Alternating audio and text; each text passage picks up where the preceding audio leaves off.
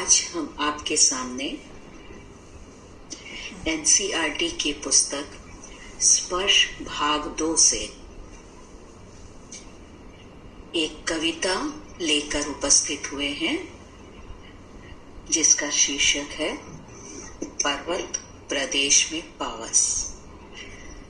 तो पाठ आरंभ करने से पहले ईश्वर को याद करते हैं और सर्वत्र सुख, शांति, स्वास्थ्य बने रहने की कामना करते हैं।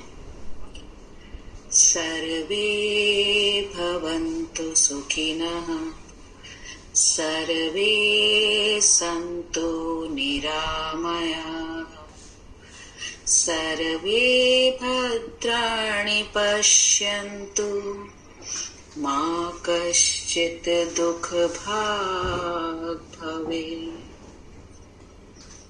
आप सभी स्वस्थ रहें, सुखी रहें, निरोगी रहें, इसी कामना के साथ आज इस पाठ का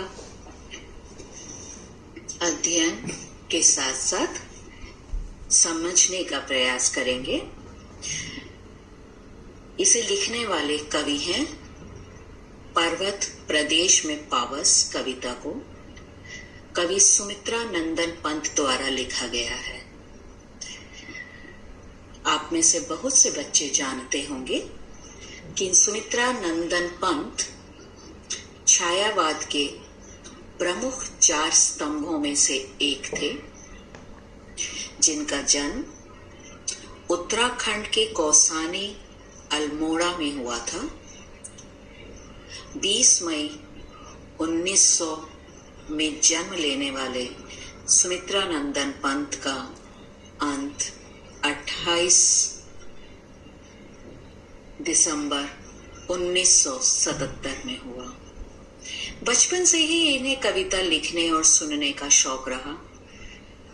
बचपन से ही इन्होंने अनेक पुरस्कार अर्जित किए और उन पुरस्कारों की श्रृंखला इतनी बढ़ती रही कि जब इन्होंने स्थायी रूप से साहित्य सृजन 1915 से आरंभ किया तो अनेक जाने माने राष्ट्रीय पुरस्कारों से भी इन्हें नवाजा गया।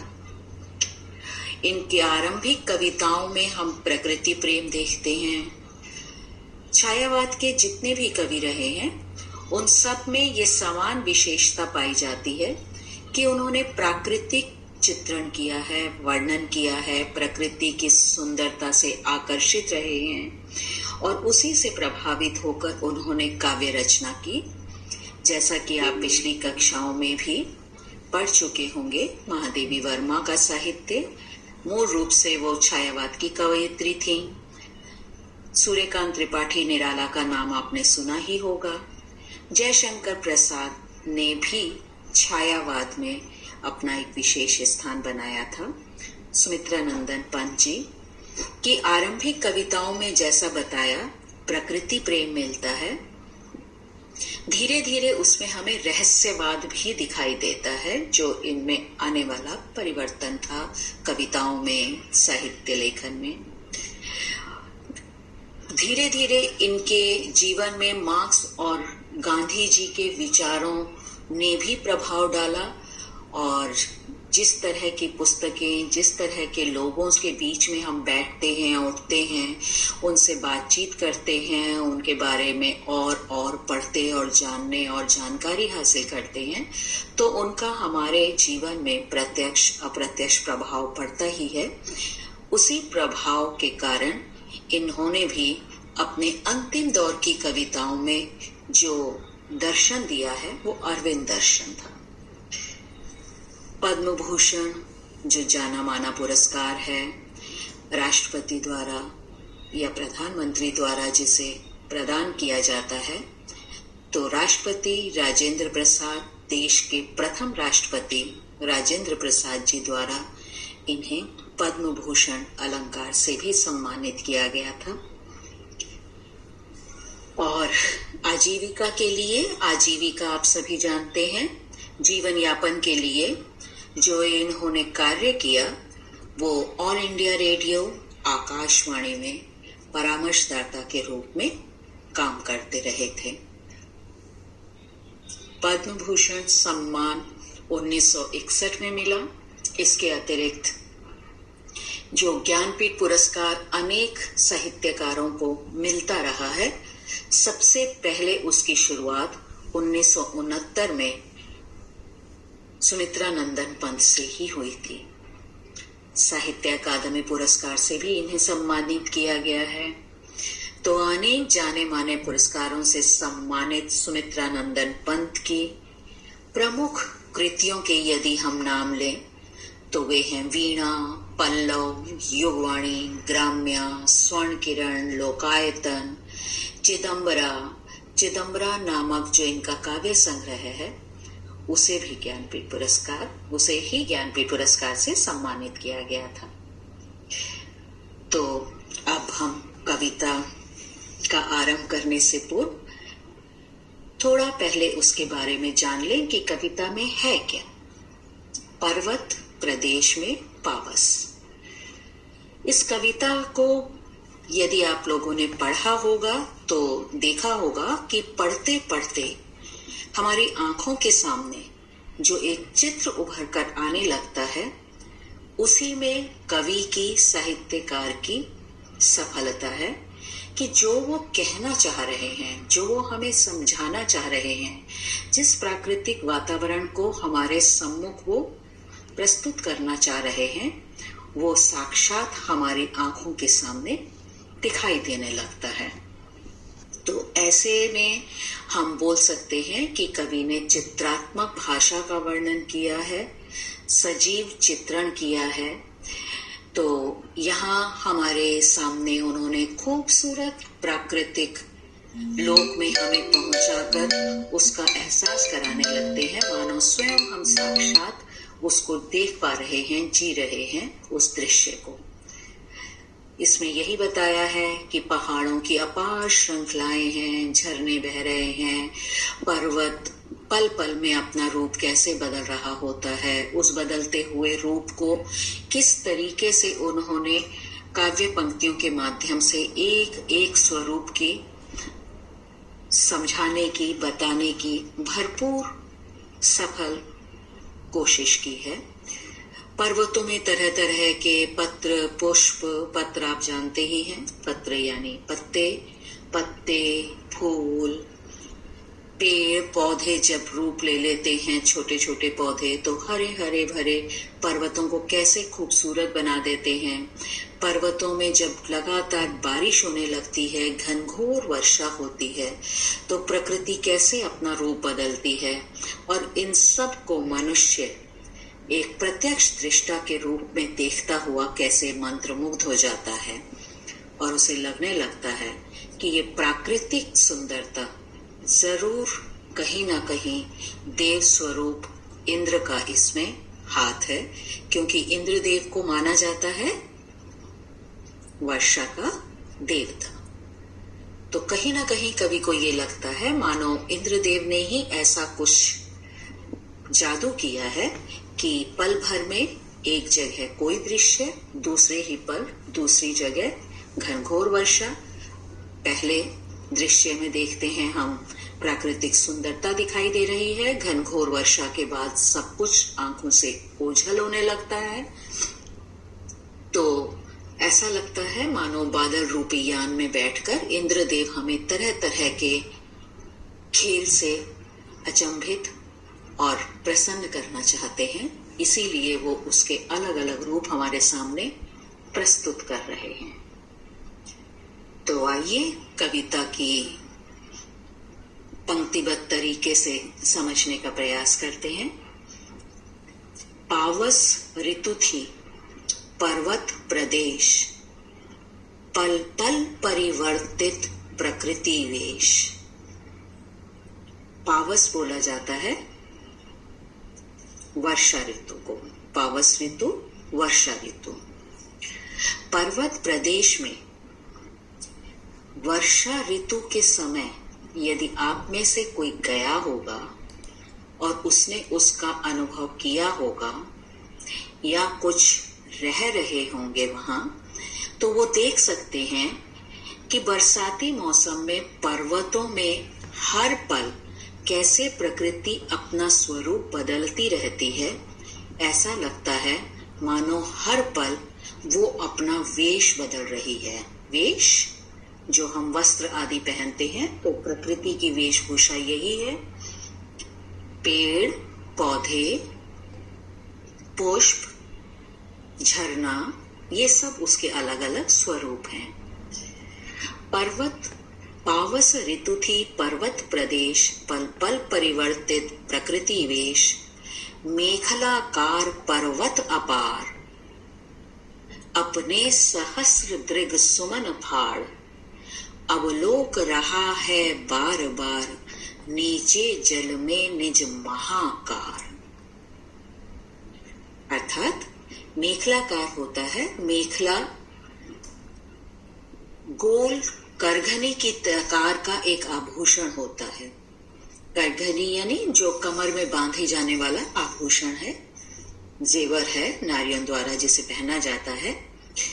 तो पर्वतों को कहा है, एक तो वो अपार है यानी बहुत विशाल हैं, बड़े बड़े हैं, और आकार उनका मेखला के समान है, यानी जैसे कमर में गोलाकार में उसे पहना जाता है। तो बड़े बड़े विशाल पर्वत हैं, और कहीं पर वो गोलाई लिए हुए हैं, कहीं ऊंचाई लिए हुए हैं, लेकिन अपनी विशालता और सुंदरता में वो किसी से कम नहीं हैं। उन पर उगे हुए जो पुष्प हैं, उन्हें कवि ने माना है मानो वो फूल नहीं बल्कि पहाड़ों की आंखें हैं। अपने सहस्र दृग सुमन फाड़, ऐसा लगता है मानो अपनी पुष्प रूपी आंखों से वो कहां देख रहा है, अवलोक रहा है, अवलोक देख रहा है, बार बार नीचे जल में निज महाकार। बारिश का मौसम है, जगह जगह तालाब बने हुए हैं, बन गए हैं या नहीं है, तो कहीं कहीं ऐसा लगता है मानो जल एकत्रित जब हो गया है तो पर्वतों पर उगे हुए फूलों के रूप में अपनी आंखों से, फूल के समान आंखों से या फूल रूपी आंखों से, जब वो नीचे एकत्रित जल में अपने ही आकार को, महान विशाल आकार को देख रहा होता है, जिसके चरणों में पला ताल दर्पण सा फैला है विशाल। पर्वतों के ही निचले हिस्से में क्या फैला हुआ है, तालाब। और उस तालाब को देखकर कैसा लगता है, मानो वो दर्पण के समान है।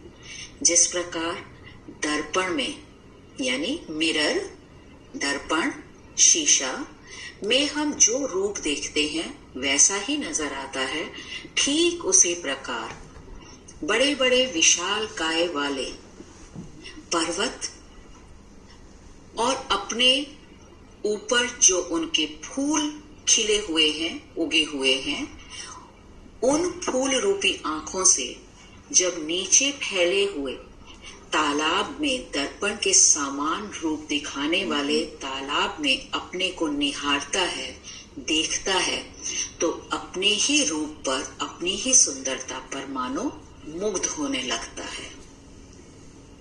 एक और नीचे एकत्रित जल तालाब में अपने रूप को देख रहा है, महान विशाल पर्वत, और उन्हीं पर्वतों से बारिश के मौसम में जब झरने बहने लगते हैं, तो बहते हुए झरनों को देखकर कवि के मन में जो भाव उठता है वो है, गिरि का गौरव गाकर झरझर। ऐसा लगता है कि वो केवल झरने नहीं हैं, उन झरनों से आती हुई झरझर की आवाज मानो इन पर्वतों की गौरव गाथा सुना रही है। लयबद्ध तरीके से गाते हुए वो ये बता रहे हैं कि ये पर्वत कितने महान हैं, कितने गौरवशाली हैं, क्या क्या यहाँ हुआ है, कैसा कैसा इनका इतिहास है। मानो ये झरझर मात्र ध्वनि नहीं बल्कि गीत है, और उस संगीत के माध्यम से वो हमें गिरी के पर्वतों की गौरव गाथा सुना रहे हैं, जिसे सुनकर मद में नस नस उत्तेजित कर जब उनका गौरव गान सुनने को मिलता है तो सब प्राणियों में मानो एक नई उत्तेजना का संचार होने लगता है। उन्हीं बहते हुए झरनों की तेज गति को देखकर कवि को ऐसा भी लगता है, मोती की लड़ियों सी सुंदर झरते हैं झाग भरे निर्झर। तेज गति से जब झरने बहते हैं तो ऐसा लगता है मानो झाग झाग झाग झाग सा सफेद सफेद नीचे आ रहा है कुछ, और जब उसमें बहुत ज्यादा गति के साथ झरना नीचे बह रहा होता है तो दूसरी ओर कवि को लगता है मानो ये अनेक सफेद मोतियों की लड़ियां हैं जो बह रही है। तो जैसा कहा भी गया है, जहां ना पहुंचे रवि वहां पहुंचे कवि। कवि की कल्पना शक्ति इतनी बड़ी होती है कि वो एक ही दृश्य में अनेक बातें, अनेक कल्पनाएं एक साथ करने लगता है। एक और झरने को आवाज को सुनकर उन्हें लगता है कि ये गौरव गान सभी में नई उत्तेजना भर रहा है। दूसरी ओर बहते हुए झरने की तेज गति के साथ जो झाग बनता है तो वो झाग भरा झरना लगता है, और उसे देखकर ऐसा लगने लगता है मानो श्वेत सफेद लड़ियां की मालाएं बनी हुई नीचे नीचे नीचे नीचे आ रही हैं। गिरिवर के उर से उठ उठ कर उच्च आकांक्षाओं से तरवर। अगले पद में हम देखते हैं, उनका कहना है कि गिरिवर के उर से, यानी इन पर्वतों के हृदय में, उर होता है हृदय, उर से उठ उठकर उच्च आकांक्षाओं से तरवर। इन पर्वतों के ऊपरी हिस्से में जो पेड़ पौधे हैं उन्हें देखकर कवि ने कल्पना की कि ऐसा लगता है मानो ये मात्र पेड़ नहीं बल्कि पर्वतों की ऊंची ऊंची आकांक्षाएं हैं, इच्छाएं हैं, अभिलाषाएं हैं, और वो ऊपरी हिस्से में उगे हुए पेड़ पौधे सीधे तने हुए जब दिखाई देते हैं तो कवि को ऐसा प्रतीत होता है मानो वो झांक रहे नीरव नभ पर अनिमेष अटल कुछ चिंता पर। मानो वो शांत आकाश की ओर अपलक पलक झपकाए बिना अटल भाव से लेकिन चिंता के साथ ऊपर की ओर ताक रहे हैं। ऊपर की ओर मानो ईश्वर से प्रार्थना कर रहे हैं, हे ईश्वर हमारी कामनाएं पूर्ण करो। अभी ये दृश्य देख ही रहे थे कवि कि अचानक उन्होंने देखा, उड़ गया अचानक लो भूधर। उड़ गया अचानक लो भूधर। भूधर भूमि में है जो पर्वत, अचानक अदृश्य हो गया, दिखाई ही नहीं दिया। ये क्या हुआ? फड़का अपार पारद के पर। जय पारद होता है बादल, जैसे ही बादल फटा यानी बादल ने वर्षा का रूप धारण किया, मूसलाधार बारिश हुई, और उस तेज बरसती बरसात में जो इतना खूबसूरत पहाड़ और उस पर लगे हुए पेड़ पौधों को देखकर अलग अलग कल्पनाएं मन में उठ रही थी, वो अचानक धराशायी हो गई, गायब हो गई, क्योंकि तेज बारिश के कारण उस खूबसूरत पहाड़ को देख पाना अब संभव नहीं हो पा रहा था। इतनी तेज बारिश थी कि वो सामने का पहाड़ भी आसानी से नजर नहीं आ रहा था।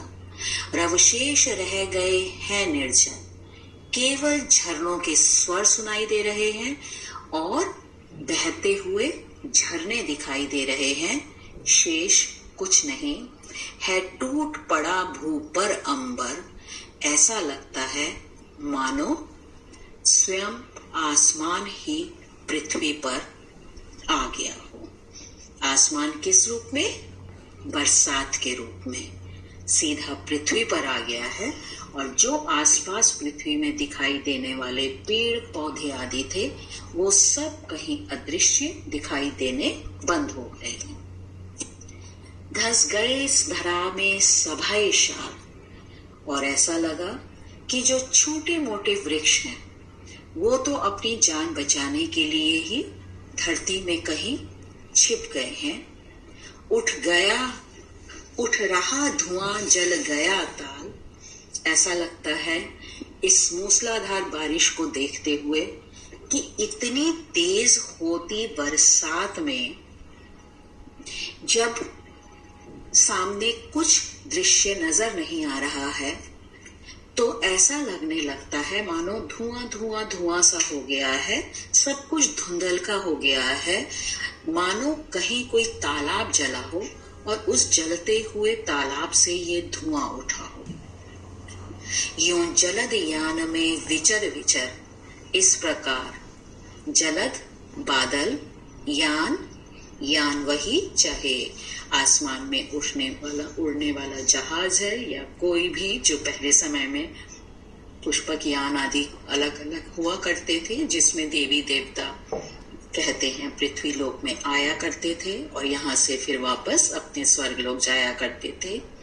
यूं जलद यान में विचर विचर, ऐसा लगता है मानो बादल रूपी यान में इधर उधर विचरण करता हुआ घूमता हुआ चलता हुआ यहाँ से वहां था इंद्र खेलता इंद्रजाल। इंद्रदेव ने ही एक जाल बनाया, जादू किया और अपना जादू का प्रभाव इधर से उधर से इधर, यहाँ से वहां और हर जगह जहां वो चाहते थे विचरण करते हुए घूम रहे हैं। कहीं एक जगह बादल का एक हिस्सा फटता है और बारिश के रूप में बरसने लगता है, कहीं मात्र बादल ही बादल हैं, अभी बारिश का अंदेशा भर है, कहीं एकदम प्रत्यक्ष सूर्य की किरणों से सौंदर्य दिखाई दे रहा है। तो अलग अलग रूपों में इंद्र ने जब जहां जैसा रूप दिखाना चाहा, मानो अपनी जादुई शक्ति से ये सब काम कर रहे हैं। इसी कारण पल पल में उन पर्वतीय क्षेत्रों में हम प्रकृति को अलग अलग रूप बदलते हुए देख पा रहे थे। आशा है बच्चों तुम लोगों को, आप सभी को कविता को समझने में आसानी हुई होगी। उसी संबंधी हम देखते हैं कि छायावाद युग में जितने भी कवि रहे हैं उन्होंने अलंकारिक भाषा का प्रयोग किया है। आपने पहले भी पढ़े होंगे अलंकार। अलंकारों का मतलब होता है जो कविता की सुंदरता को बढ़ाने में सहायक होते हैं। जैसा हम देखते हैं बार बार दृढ़ सुमन, दर्पण सा फैला, इनमें अलग अलग अलंकार हैं। कहीं अनुप्रास है, कहीं पुनरुक्ति है, कहीं रूपक अलंकार है, कहीं उपमा अलंकार है। और फिर हम देखते हैं कि पहाड़ों में जो उच्च आकांक्षाएं दिखाई दे रही हैं, जहां पर हमें प्रकृति में मनुष्य की क्रियाएं दिखाई दें, वहां पर हम मानवीकरण अलंकार मानते हैं। तो अलग अलग अलंकारों का अनेक अलंकार एक ही कविता में हम देख पा रहे हैं और ये उस समय की विशेषता भी रही है। तो प्रश्न कुछ इसी तरह भी है कि अलंकार पहचानने हैं। कहीं ऐसा है कि पर्वतों के चरणों में क्या है, किससे उसकी तुलना की गई है, दर्पण के समान उसे कहा गया है। कविता में आपने देखा गिरी का गौरव झरने गाते हुए दिखाई दे रहे हैं, सुनाई दे रहे हैं कवि को, क्योंकि उन्हें लगता है कि ये झरझर झरना मात्र स्वर नहीं, ये गौरव गान के रूप में प्रस्तुत हो रहा है। तरुवर किस तरह झांकते हैं, जैसे प्रश्न में आप बता सकते हैं कि तरुवर आसमान की ओर ताक रहे हैं, मानो अपनी आकांक्षाओं को पूरा करना चाहते हैं। भूदर कहाँ चला गया है, अचानक अदृश्य हो गया है। शेष वहां पर केवल बारिश बारिश, धुआं धुआं नजर आ रहा है। और जो छोटे छोटे जीव जंतु और पेड़ पौधे थे वो अपनी जान बचाने को कहीं मानो छिप गए हैं। कविता के अंत में कवि यही कल्पना करते हैं कि इंद्र अपने बादल रूपी यान में विचरण करता हुआ ये सब जादुई खेल खेल रहे हैं और मनुष्य जाति को अपने इस जादुई खेल के आकर्षण में मंत्रमुग्ध करने में पूरी तरह से सफल रहे हैं। इसी तरह आपके पास अलग अलग तरह के प्रश्न जो आएंगे वो कोई 2 अंक के होंगे, कोई 5-4 अंक का होगा। नवीन पाठ्यक्रम के अनुसार 2 और 4 अंक के ही प्रश्न होंगे। कहीं पे आपके पास वस्तुनिष्ठ प्रश्न होंगे यानी MCQ, एक प्रश्न, उसके 4 विकल्प, चॉइसेस, और उसमें से सही एकदम जो सटीक होगा उसको आपको चुनना होगा, बताना होगा। तो जो परिवर्तन आ रहे हैं उससे भी आप परिचित होंगे। नहीं तो धीरे धीरे उस बारे में भी जानकारी आप नेट के थ्रू भी ले सकते हैं और आपको बताई भी जा सकती है। तो साथ साथ कविता को पढ़िए, समझने की कोशिश कीजिए और जो कुछ भी आपको बताया है उसे जरूर दोहराइए। आप सभी का सुनने के लिए बहुत बहुत धन्यवाद। नमस्कार, नमस्ते।